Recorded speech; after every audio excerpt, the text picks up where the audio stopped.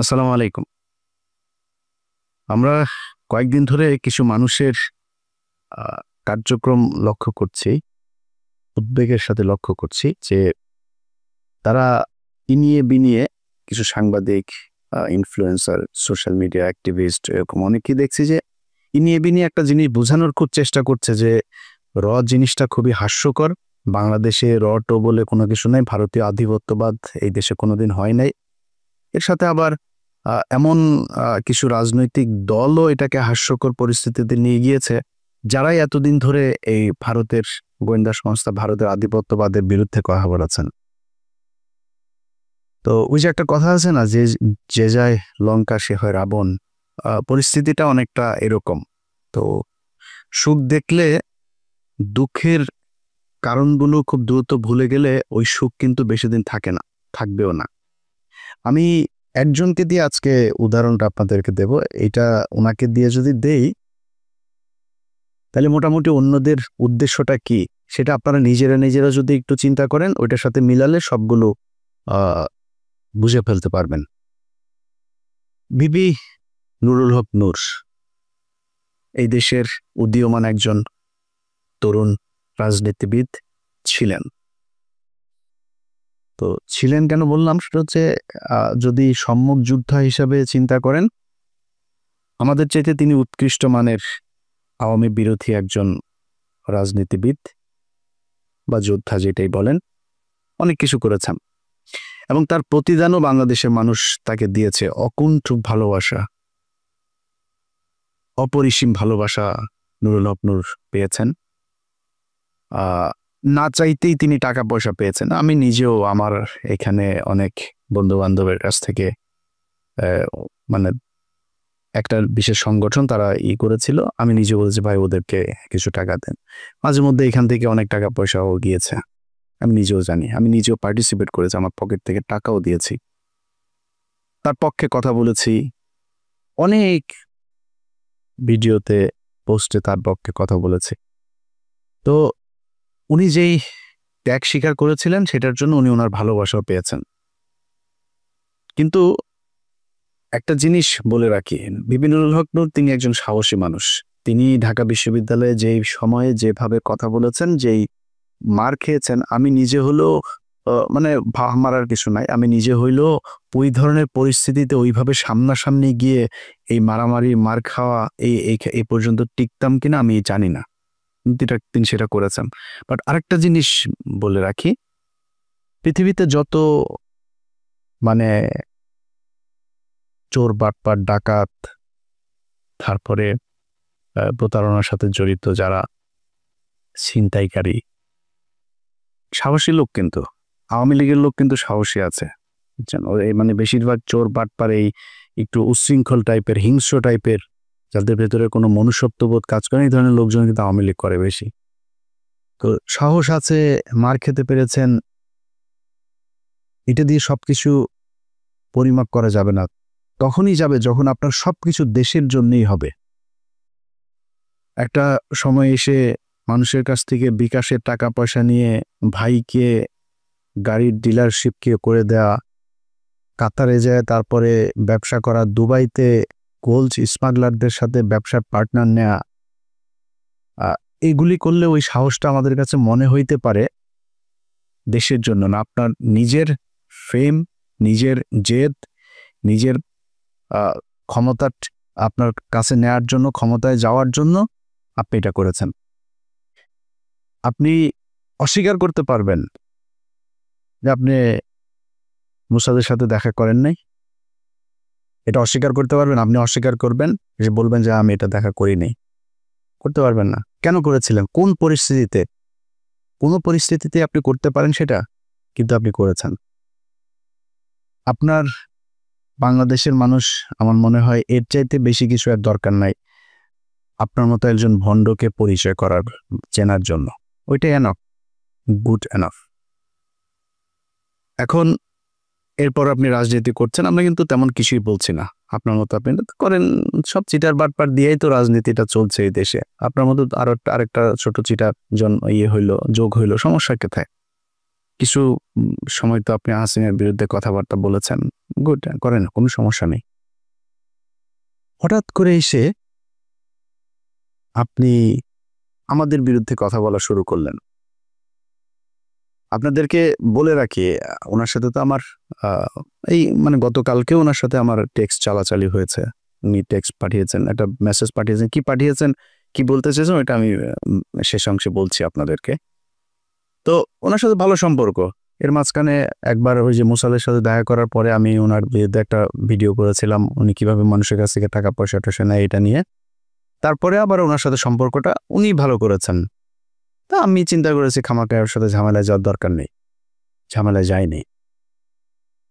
হঠাৎ করে এসে আপনি 2 দিন আগে বিদেশে বসে থাকা ইউটিউবার, ফেসবুকার এরা হচ্ছে গিয়ে বাংলাদেশে পরিস্থিতি ঘোলা করার চেষ্টা করছে, এইটা আপনি আরো 10 মাস আগে বলেন নাই কেন? তখন দিয়ে আমাদের কাছে হেল্প চাইতেন, বিভিন্ন প্রোগ্রামের দিতেন, লিঙ্কটিং দিতেন, তখনই বলতেন। তখন বললে বুঝতাম যে না, আসলে আমরা কোথায় এই দেশে বিশৃঙ্খলায় তৈরি করতে চাই। আপনি সেখানে আরো কিছু খুব গুরুত্বপূর্ণ কথা বলেছেন। এই ল অ্যান্ড অর্ডার এটা তো এখনো মব জাস্টিস দিয়ে চলছে অনেক ক্ষেত্রেই।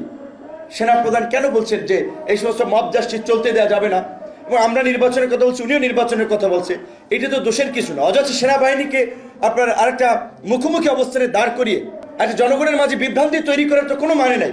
আজকে বিএনপির আমি জানি না, আজকে এই আপনার এই বর্তমান তথ্য প্রযুক্তির এই যুগে সাইবার যুদ্ধ মোকাবেলা করার জন্য তাদের প্রস্তুতি কি? তাদের নেতাদের চরিত্র হনন করা হচ্ছে, যাকে তাকে রয়ের এজেন্ট বানিয়ে দিচ্ছে, ষড়যন্ত্রকারী বানিয়ে দিচ্ছে। আর এই যে একজন ইউটিউবার, ফেসবুকার, এরা হচ্ছে দেশপ্রেমিক, দেশের বাইরে থেকে এরা আপনার দেশ স্বাধীন করে ফেলেছে, সিনিয়র নেতাদের চরিত্র হনন করছে। এইগুলো নিয়ে আমি জানি আপনাদের এগুলো কনফিউজ করে কিনা। তো এইভাবে যদি মানুষের মাঝে বিভ্রান্তি তৈরি করে তাহলে তো মানুষ বিভ্রান্তিতে পড়বে। কথায় কথায় একে ওকে র ট্যাগ লাগায় দেয়। র ট্যাগ লাগায় দেয় মানে কি? আমরা তারেক রহমানের র বলছি নাকি, কারণ খালেদা জিয়াকে বলছি, ভারতের চর বলছি কখনো? সালাউদ্দিনকে কেন বললাম? ওই মির্জা আব্বাসের সাথে গ্যাঞ্জাম। মির্জা আব্বাসকে তো আমরা রয়ের লোক বলি নাই। ওই গোয়ারশর চন্দ্র রায়, তারে রয়ের লোক বলি, এরে বলছি, ফখরুলে বলি। বিএনপিতে তো হাজার হাজার লক্ষ লক্ষ কোটি কোটি মানুষ, কই বলি না তো? ওই শামা ওবায়দরে বলছি। এদের বলি কেন? নিশ্চয় কারণ আছে। সবাইরে তো বলি না, আপনারও তো বলি নেই। আপনার বিরুদ্ধে যখন কথা বলছে তখন আপনি এই যে ওদের ওই অন্য দেশের গোয়েন্দা সংস্থার সাথে দেখা করে আসেন, আপনারা কিন্তু আমরা রয়ের লোক বলি নাই তখনও। তো যাদেরকে বলি তাদের পেছনে নিশ্চয়ই কারণ আছে। সালাউদ্দিন সাহেব শিলংয়ে গেলেন, শিলংয়ে যায় তারপরে সেখানে সাদা লুঙ্গি, সাদা পাঞ্জাবি পরে বিশাল বাংলোর মধ্যে ঠ্যাঙের উপর ঠ্যাং তুলে দেয়া, তারপরে তিনি বসেই করেন, লোকজনের সাথে দেখা করেন, সাক্ষাৎ করেন, ছবি তোলেন, পোলাও কোরমা খায়, আবার পছন্দ মতো নারীও সাপ্লাই পায়, সবই পেয়েছে। তো কিছুই হয়নি। দেশে আসার পরে আজকে 10 মাস আপনাকে যদি এইভাবে কোনো একটা দেশের গোয়েন্দা সংস্থা ওই দেশে তুলে নিয়ে যাইতো, সেটা আপনার দেশের যারা যারা, যে আইন শৃঙ্খলা বাহিনীর সদস্য যারা যারা এটার সাথে জড়িত, ওই দেশের যারা জড়িত, দুই পক্ষের বিরুদ্ধে আপনি অভিযোগ করবেন না? 10 মাস হয়ে গেল। ওনাকে একবার ডেকেছিল ওই আইসিটি, আপনার ওই ইন্টারন্যাশনাল ট্রাইব্যুনাল, যেটা, যে উনি জিজ্ঞেস করেছে কি হয়েছে, কিটি বিবরণ দিয়েছে, ওনাকে বলা হয়েছে অভিযোগ করতে, উনি অভিযোগ করেন নাই। অভিযোগ না করে তিনি চলে এসেছেন, তার আইনজীবীকে নিয়ে বসে আমরা পরে করব। And it's been 10 months। এই 10 মাসের মধ্যে আমি সময় পান না। আপনার 10 বছর যারা জীবন থেকে ধ্বংস করে দিল, আপনি তাদের জন্য 10 মাসে এসে আপনার অভিযোগ নেই, কোনো আপনার তাদের ব্যাপারে ক্ষোভ নাই, আপনি সেটা গায়েব করে দিলেন। এখন আমি যখন এটা নিয়ে আলোচনায় আনলাম, আপনার ওনার আইনজীবী একটা পোস্ট করেছেন। এই ব্যক্তি বলেছেন যে উনি সময় পান না, এটা সালাউদ্দিন সাহেবের দোষ না। ওনাকে বলেছেন সালাউদ্দিন সাহেব আগে, উনি সময় পান না, এই জন্য করা হয়নি। এটা মানুষ খাবে। তো ভিপি নুরুল হক নূর, উনি খুব কষ্ট লাগলো ওনার। ওইটা শোনার পরে কিন্তু আমার মনে হইল যে সামথিং ইজ রং দেয়ার।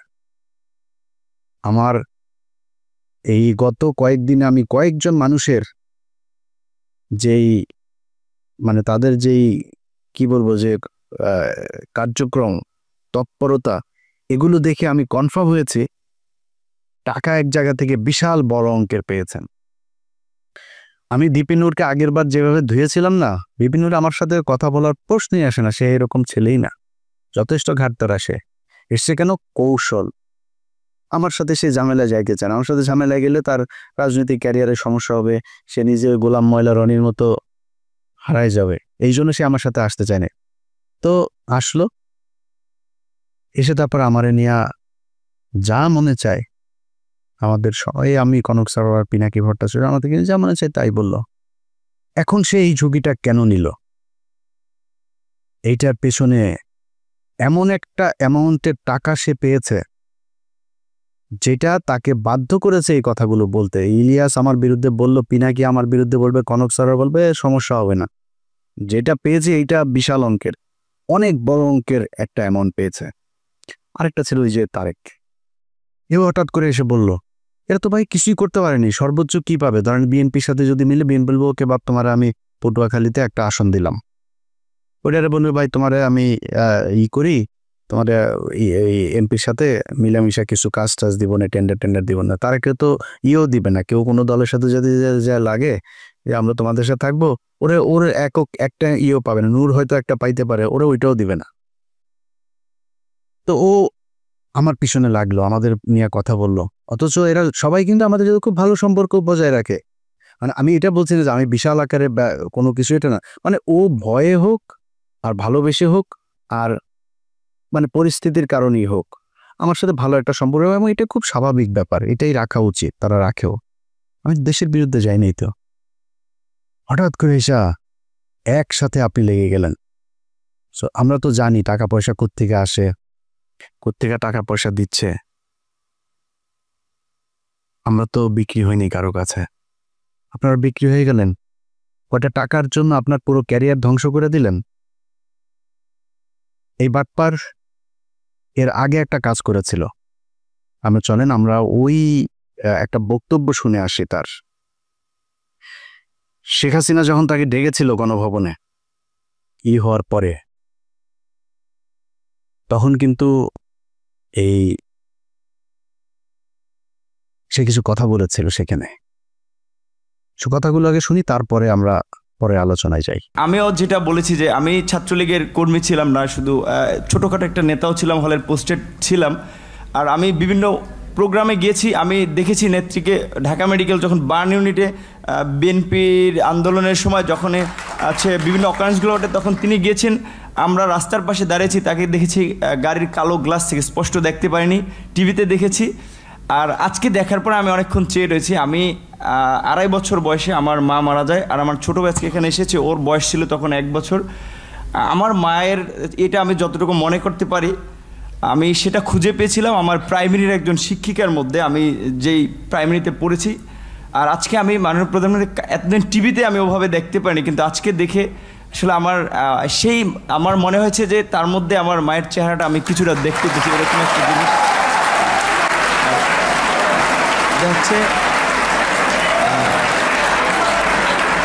সেজন্য অনেকে আসলে বিভিন্ন উপাধিতে বলে থাকেন। আর আমরা একটা জিনিস দেখেছি যে আসলে তিনি প্রধানমন্ত্রী হিসেবেও, আমি বলবো না তিনি প্রধানমন্ত্রী, তিনি সবার প্রধানমন্ত্রী, তারপরেও তার কিছু স্পেশাল আসলে ক্যারেক্টার যেটা আমরা দেখেছি, যে কখনো ছোট শিশুকে কোলে নিয়ে, মানে একদম সিম্পল একজন যে নারীর যে ভূমিকা, সেই ভূমিকা অবতীর্ণ।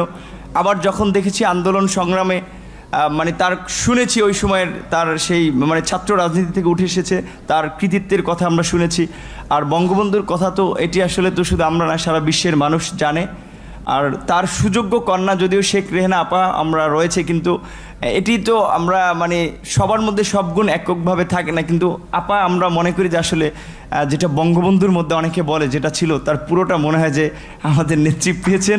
আমার আপার প্রতি অনুরোধ থাকবে যে আসলে অনেকে যেটা আমি আপা বলতে চাইনি, কারণ আমি আসলে মানে মায়ের ওই জায়গাটাকে তাকে দেখতে চেয়েছিলাম, কিন্তু সবাই ছাত্রলীগ আমিও যেহেতু করেছি সবাই আপা আপা বলে, এই জন্য আমার মুখ থেকে ঘটনাটা বের হয়েছে যে আমার ছাত্রলীগের ভাই বন্ধুরাও কেন যেন আমাকে আসলে জামাত শিবির বানানোর জন্য তারা খুব একটি অপপ্রচার করেছিল তাদের ছাত্রলীগের এতগুলো এরকম একটা পোস্টে থাকা অবস্থায়। আর আপনারা দেখেছেন যে আমার পরিবারের, আমি আশা করি যে মাননীয় প্রধানমন্ত্রীর কাছে আমার পরিবারের সকলের মোটামুটি একটা তথ্য আছে, সেখানে দেখেছেন যে আমার পরিবার আসলে মানে পুরো পরিবারে ছিল আওয়ামী ব্যাকগ্রাউন্ডের। কিন্তু আসলে আমি অনেক কথাই বলতে চেয়েছিলাম, কিন্তু আবেগ ভালোবাসায় অনেক কিছুই ভুলে যাচ্ছি। জয় বাংলা, জয় বঙ্গবন্ধু। আর আমি প্রধানমন্ত্রীর অনেকটা প্রোটোকল, এই কারণে আমি অনেকটা আমার একটু ইচ্ছা ছিল যে বঙ্গবন্ধু শেখ মুজিবুর রহমানকে কখনো তো দেখিনি, তার কথা শুনেছি। আর তার গান যেটি আমি ক্লাস 5-এ একটা গান খুব ভালো লেগেছিল, আমাদের স্কুলের মাঠে মুক্তিযোদ্ধা সংসদ সন্তান কমান্ডের আয়োজনে একটা প্রোগ্রাম ছিল, ওখানে এরকম একটা গান ছিল, যদি রাত পোহালে শোনা যেত বঙ্গবন্ধু মরেনি, তাহলে আমরা পেতাম জাতির পিতা বিশ্ব পেত মহান নেতা, এরকম একটি গান। আর বঙ্গবন্ধুর প্রেমে তো সবাই পড়েছে। আর আমার যেহেতু আমি বলেছি আমার মাকে আমি সেই 2.5 বছর বয়সে হারিয়েছি, আমাদের প্রথমে আমার ইচ্ছা ছিল যে আমি মাননীয় প্রধানমন্ত্রীকে, যেমন ভারতের নরেন্দ্র মোদী আমরা দেখেছিলাম মাননীয় প্রধানমন্ত্রী যখন গিয়েছেন কোনো রকম প্রোটোকল ব্রেক করেই তিনি তাকে ওয়েলকাম জানিয়েছিল, আমার একটা ইচ্ছা ছিল তাকে মানে একদম ঝটিকা আগে তাকে সালাম করাটা। কিন্তু আমি ভাবছি তার পিছনে যেহেতু তার নিরাপত্তা রক্ষীরা রয়েছে সেটা বিঘ্ন ঘটবে কিনা, এই জন্য আমি যাইনি।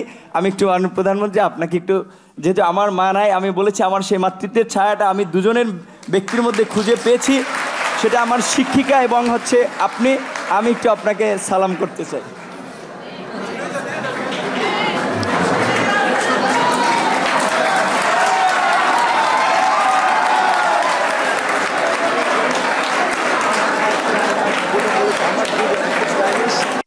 আচ্ছা, এই যে বক্তব্যটা সে দিয়েছে, এই বক্তব্যটা আপনারা শুনলেন। এই বক্তব্যটার কনক ভাই তার ইউটিউবে 2 দিন আগে আরেকবার দিয়েছে, ওইটার লিঙ্ক আবার আমি আমার ফেসবুকেও শেয়ার দিয়েছিলাম। তো শেয়ার দেওয়ার সেটা আবার তার চোখে পড়েছে, পড়ার পরে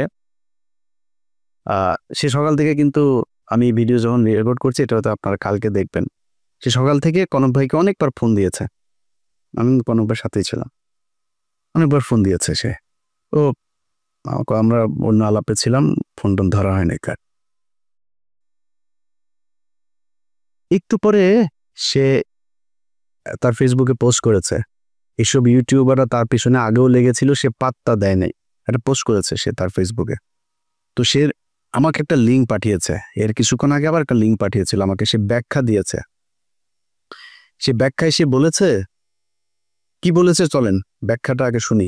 ওই যে শেখ হাসিনার ওইখানে গণভবনে গিয়ে যে বক্তব্য দিয়েছিল সেটা ব্যাখ্যাতে, তার জবাবটাতে আপনারা সন্তুষ্ট হন কিনা চলেন শোনা যাক। আমার কাছে ফোন আসলো তৎকালীন প্রধানমন্ত্রীর কার্যালয়ের থেকে, যে ডাকসুর সমস্ত প্যানেলকে তিনি চায়ের আমন্ত্রণ জানিয়েছে। যাওয়ার সিদ্ধান্ত নেওয়ার আগেই তখন আমার বাবাকে এই পটুয়াখালী থেকে ঢাকায় নিয়ে আসা হয়, এবং নিয়ে এসে তাকেও কিছুটা আসলে যে আতঙ্কিত করা হয়, আপনার ছেলে যদি না যায় আপনার ছেলেকে মেরে ফেলতে পারে। দেখেন খালেদা জিয়ার মতো একজন বিশাল মাপের নেত্রী, তাকে জেলে নিয়েছে, বিএনপির নেতাকর্মীরা কি আন্দোলন করে তাকে বের করতে পেরেছে? সে যদি না যায় এটার জন্য তার পরিণতি কিন্তু চরম আসলে খারাপ হতে পারে। তো এখন আমার মা নেই, তো আমার বাবা আসলে এক প্রকারে আমার বলা চলে যে খুব ক্ষমা চাওয়ার মতো, যে বাবা আমি তো তোদেরকে মানুষ করেছি, আমি তোদের কাছে কিছু চাই নাই, বলি নাই, তোরা বিশ্ববিদ্যালয়ে পড়স, আমি তোর একটা অনুরোধ করি যে যেহেতু প্রধানমন্ত্রীর পক্ষ থেকে দাওয়াত করা হয়েছে গণভবনে যাও। উনি স্বাভাবিকভাবেই যে একজন মায়ের জাতি, তো ওনাকে তুমি সেভাবেই সম্মান করবা। আমার বাবাই আমাদেরকে তখন মায়ের আদর বাবার আদর দুটো দিয়ে বড় করেছে। তখন আসলে আমি খুব একটা দায়বদ্ধতার মধ্যে পড়ে যাই যে আমার বাবার কথা বা বাবার একটা আকুতি বা আমি নিজে যে ক্যারেক্টারের বলা চলে সেটা আমার বাবার অনুরোধের কারণে। এবার আপনারা বলেন, তার এই যেটা সে বলেছে এটাতে আপনারা সন্তুষ্ট কিনা? আপনারা নিজের কাছে জিজ্ঞেস করেন। দেখেন, তাকে নাকি তার বাবাকে চাপ দিয়ে তারপরে তাকে সেখানে যেতে বাধ্য করেছে। বাবাকে আপনার কি মনে হয় ভিপি নূর যা যা করেছে সেটা যদি সাজানো নাটক না হয়, আমার তো মনে হয় প্রতিটা ঘটনাতেই তার বাবা মাকে চাপ দিয়েছে। আরে ভাই, আমার বোনের হাজব্যান্ডকে চাকরি থেকে বের করে দিয়েছে, আমার ভাইদেরকে একবার ওই জেলায় একবার ওই জেলায়, আমার ভাইরে কনস্টেবল, আমার বাসার নিচে যায় দোতলা থেকে ডাক দেয়, এই নিচে নেমে আয়, আমার ভাইরে। তো আমি ওইটার নাম টাম কোনো কিছু জানি না। ওই কনস্টেবল আর সাব ইন্সপেক্টর যে ওরা আমি খুঁজতেছি যে কারা কারা গিয়েছিল ওই দিন, আমার ভাইরে ওরা টুকারি করে কথা বলে তারপরে নিচে নামতে বসছিল। আমি তো জানি যে প্রশাসন কি করে। আপনার আব্বারে ওই দিন প্রেশার দিল, আপনার হাতে পায়ে ধরলো আইসা, আর আপনি তার পক্ষে। আপনার বলছিল যে বক্তব্যের শেষে জয় বাংলা বলবেন, জয় বাংলা বললেন কেন? না, আপনার এখানে অ্যাটেন্ড করতে বলেছে, আপনি ই করতেন। বক্তব্যের শেষে আবার আপনি বললেন আপনি ওনার একটু পায়ে শুয়ে সালাম করতে চান। এটাও আপনার বাপেরে বলছিল নাকি? বাদ দিলাম, এই দুইটাও বললাম যে ধরলাম যে তোর জয় বাংলা বলাইছে আর পায়ে ধরেও মাপছে, বলছে এটা দুইটা বলতেও না, তোর বাপেরে ডিম টিম দিব কিছু একটা বলছে। মানে আমি ওনার বাবার ডিসরেসপেক্ট করছি না, মানে ওনার কথা অনুযায়ী ওনার বাবাকে নিশ্চয়ই মারধর করবেন, সরি ওইভাবে বলার জন্য। তো ধরলাম এটা আপনার বাবাকে মানে রিমান্ডে নিবে, মারধর করবে এরকম বলেছে। আপনার বলছিল যে আপনার মায়ের মতো শেখ হাসিনা, দুইজন মানুষ, আপনি বড় হয়ে দেখেছেন আপনার মায়ের মতো শেখ হাসিনা, এরে পিপি নূর। শেখ হাসিনা কারোর মায়ের মতো হইতে পারে না, এই পুরো দুনিয়ার মধ্যে ওই ওয়ান পিস। শেখ হাসিনার এই পিস আর সারা পৃথিবীতে জীবনে কোনোদিন জন্ম হয় নাই ফেরাউনের মতো, এটাই এক পিস, এটাই এখন এই পিস সারা দুনিয়ায় নাই, সামনে আর আসবেও না। তোর মার মতো দেখতে কেমনে হলো, তুই কেমনে বুঝলি যে তোর? আর বলে যে সে ছোটবেলায় মারা গিয়েছে, ছোটবেলায় মারা যায় তোর মার এই বয়সে, ওর বয়স তো এখন ৭৪ বছর বয়স, তুই এখন এসে কেমনে বুঝলি যে তোর মায়ের মতো? বললো এই যে নাটকগুলি, তো এগুলিতে আমরা বুঝি যে আপনি আগেও সেল হয়েছিলেন। সেদিন ওইখানকার এসএসএফ এর একজনের কাছে শোনা আপনি ব্যাগ নাকি নিয়েই বের হয়েছিলেন। সত্য মিথ্যা এটা আপনি বলতে পারবেন, কি হয়েছিল, কেন এত কিছু করেছিলেন। আমরা যেটা বলতে চাই, অ্যালার্মিং যেটা আপনি কি করেছেন না করে সেটা একান্ত ভাই আপনার ব্যাপার। যেটা অ্যালার্মিং, এই ধরনের ছোট ছোট রাজনীতিবিদরাও যদি নাকি বিদেশি গোয়েন্দা সংস্থার টাকা নিয়ে সেই গোয়েন্দা সংস্থার পক্ষে কাজ করার জন্য এইভাবে উঠে পড়ে তারপরে লাগে, এটাই দেশের অস্তিত্বের জন্য চরম হুমকি। এই দেশের সেই ৭১ থেকে শুরু করে এই পর্যন্ত এই গোয়েন্দা সংস্থা ভারতীয় এরা আছে, ছিল, এরা থাকবেও, এদের কার্যক্রম এরা চালাই যাবে। এই যে ২ দিন ধরে আপনার জামায়াত নেতা এটিএম আজহার, তিনার মুক্তির পরে দেখবেন ওই যে ৩-৪ জন লোকজন নিয়ে তারপরে বাম এসে, সংস্কৃতিক কর্মী এসে, শিবিরের ভাইদের বলবো পাছাটা উদাম কইরা লাল বানায় দেবেন। যেটা নামে আসবে এই বিচার পৃথিবীর ইতিহাসের সবচাইতে নিকৃষ্টতম, এই ধরনের কোনো ঘটনা ছাড়া ঘটনা বানায় এইভাবে জলজ্জান্ত মানুষকে একটা গণতান্ত্রিক দেশে কোনো সরকার এইভাবে এই সভ্য সমাজে ফাঁসি দিতে পারে, এই নিকট অতীতে এই পর্যন্ত এই পৃথিবীতে এই ঘটনা ঘটে নাই, যেটা শেখ হাসিনা ঘটিয়ে গেছে। শুধুমাত্র রাজনৈতিক প্রতিদ্বন্দ্বিতার কারণে তাদেরকে হত্যা করা হয়েছে। আমি মনে করি এই জামায়াতের যে নেতাদেরকে হত্যা করা হয়েছে তাদের পরিবারের কাছে রাষ্ট্রীয়ভাবে ক্ষমা চাইতে হবে, এই বিচার কার্যের সাথে যারা ছিল তাদের সবার বিচার করতে হবে এবং ওই পরিবারকে যথাযথ ক্ষতিপূরণ দিতে হবে।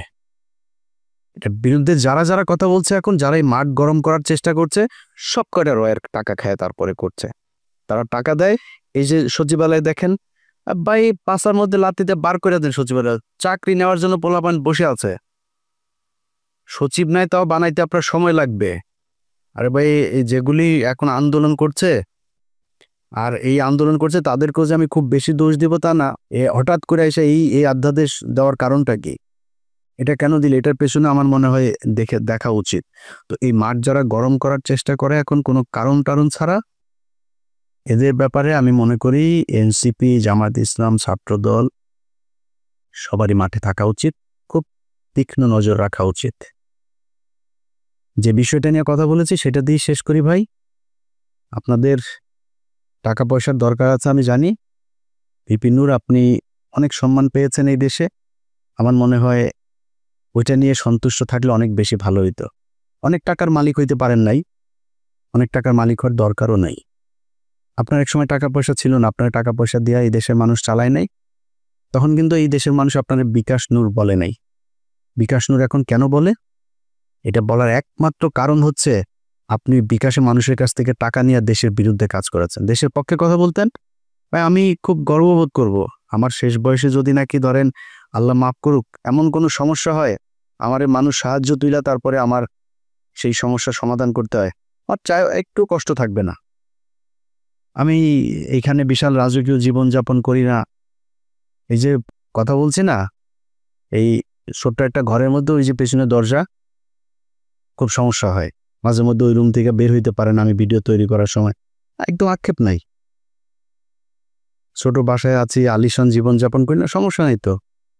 ধরেন এই চেয়ে একটু ভালো বাসায় থাকতে পারতাম। আল্লাহর রহমতে যা খাইতে চাই খাইতে পারি, আল্লাহ সেই সুযোগ দিয়েছে। ভাই একটা পানি গেলার শক্তি নেই, বহুত হাসপাতালে যেয়ে খোঁজ নেন, বহু মানুষ পানিটা গিলতে পারে না, স্যালাইন দিয়া তারপরে পেটের ভেতরে খাবার দেয়। আচ্ছা না, আল্লাহ খাওয়ায় তাই আপনি খাইতে পারেন। বিলিয়ন বিলিয়ন ডলারের মালিক, ডাক্তার বলে দিয়েছে খাইতে পারবা না, এই খাইতে পারবা না, পারে না। সব দিনে 2 বেলা খাইতে হবে, এতটুকু সবজি খাবা, এতটুকু রুটি খাবা, খায়া শেষ, আর কিছু খাইতে পারবা না।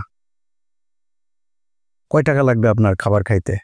যা চাই তাই খাইতে পারি আল্লাহর রহমতে, আলহামদুলিল্লাহ। আর কি লাগবে? হয়তো সর্বোচ্চ ধরেন একটা বাড়ি দরকার, একটা গাড়ির প্রতি আমার একটা ফ্যাসিনেশন আছে, সর্বোচ্চ চেষ্টা করব যদি জীবনে সুযোগ পাই একটা গাড়ি কিনবো ভালো দেখে। আর কি লাগবে? সচ্ছল চলাফেরা খাইতে পারলে হলো। আল্লাহ যেন মানে এমন কোনো পরিস্থিতি তৈরি না করেন নিজের দৈনন্দিন প্রয়োজন মেটানোর মতো টাকার জন্য যেন কারো কাছে যাইতে না হয়। শুধু এই পরিস্থিতিটা না আসলেই হবে। আপনারা চাইলে এটা করতে পারতেন। অনুরোধ, যেই সাপ নিয়ে আপনারা খেলছেন মাঝে মধ্যে খুব হাস্যকর মনে হয়, আপনাদের ওইখানের কিছু কলোয়ার টলোয়ার নিয়ে আপনাদের কাছে এটা হাসির খোরাক মনে হয়, মানে ট নিয়া এটা নিয়া দেশের বিরুদ্ধে যায় না, কিছু টাকা পয়সার জন্য না এইভাবে দেশের সাথে বিট্রে করেন। এই গত 15 বছর এই দেশ রয়ের কারণে এইভাবে পরাধীন হয়েছিল, আমরা এটা ভুলে যাইনি। মুক্তিযোদ্ধা মারাইতে আসছেন, দেশের প্রতি প্রেম মারাইতে আসছেন, এখন দেশপ্রেম মারান, 71-এর রাজাকার টিয়ে দিয়া তারপরে এটিএম আজহারের বিরুদ্ধে ক্যাম্পেইন করেন। এত দেশপ্রেম কই ছিল আপনার? তোর বাপ যে বলছিল না যে এটা নাকি ভারত পাকিস্তান যুদ্ধ 71-এ, তোর বাপেদের বিরুদ্ধে মিছিল করছিলি বাংলাদেশে? এই মুখগুলি খুঁজে বার করেন, একটাও করে নাই। এখন মাঠ গরম করতে চায়, আওয়ামী লীগের নামে তো আসতে পারে না, এই মুক্তিযোদ্ধা বালছাল এগুলির নাম দিয়া মাঠে এসা কি পাবেন না, এদানি দিয়া একদম পাছার চামড়া ওই গোপালগঞ্জাদের মতো লাল করে ফেলবে। আল্লাহ হাফেজ।